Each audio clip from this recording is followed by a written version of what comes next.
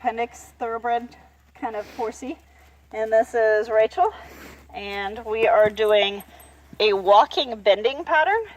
So right now, what she's trying to do is get the feel of changing the bend. So if you keep his impulsion forward, he won't kick those poles as much.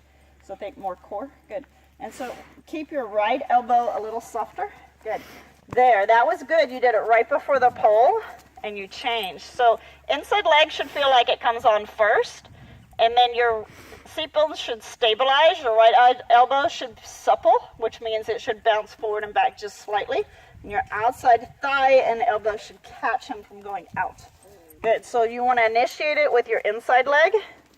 Good. And are you on the outside of the horse, or are you even in your seat bones? I was on the outside. Good. Did you move your legs back a lot to change? Move your seat bones and your hips. So change the position of your hips and let your legs follow the position of your hips. And don't change where your leg position is. It will change on its own. Okay? Yes. Did you feel your inside leg change? Yeah. And it wasn't so dramatic. Try not to stick your toe out. Okay. There you go. There. Good. Now, did you lean forward to do that one? Okay, try not to lean forward. Try to do it through your seat bones. Shorten your reins because your elbows and hands are getting really wide. Keep your elbows close to your body. Open your reins with your hand. And keep your elbows next to you, but not tight against you. There you go. Now, inside leg should be on the girth. Yep. So if you're not on the girth, he can't bend around you. You're trying to bend his rib cage. He bends at the girth. He doesn't bend at the rib cage. Does that make sense? Yeah. Yeah, so kick him sideways. Don't do that little leg nudge thing. You twist your ankle back and forth. There you go. And use your whole leg to bump them. There you go. From the hip from the hip all the way down. That's hard, huh? Yeah. Good. Yes. So there you did it more from your seat. Did you feel it? Mm-hmm. Yeah. Did you feel him when you sat evenly in your seat bones? Did you feel him change to you? Okay.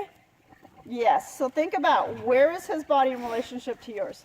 Is his body lined up with yours? Is his hips following yours? Is his shoulders following yours? Is your elbows and your shoulders communicating the bend evenly?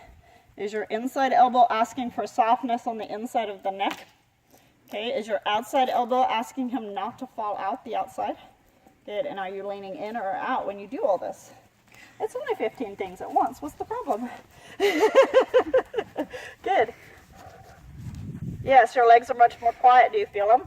Your elbows are still getting a little wide because you think that's where the position is? Yeah. Did you actually feel when you dropped your elbows, his neck got softer?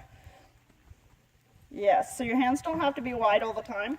Open them up when you need him to soften, and bring him back next to you when you don't need him to, when he's being soft. Does that make sense? Yes. Yes. So that way you're not riding around with your arms like sticking out like a chicken. There you go. This was more even. Did you feel it? Your inside elbow wants to get stuck right next to your hip. It's like almost it's afraid to come behind you. Yeah, so and it doesn't take much. Good. And then your outside rein can support, but you don't want to pull on it so hard he can't bend. Does that make sense?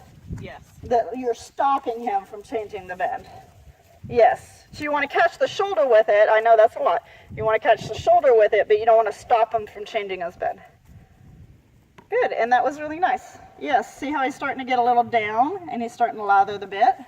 Good, and he's starting to get softer. Does that make sense? Yeah. Yes, good. Okay, thank you.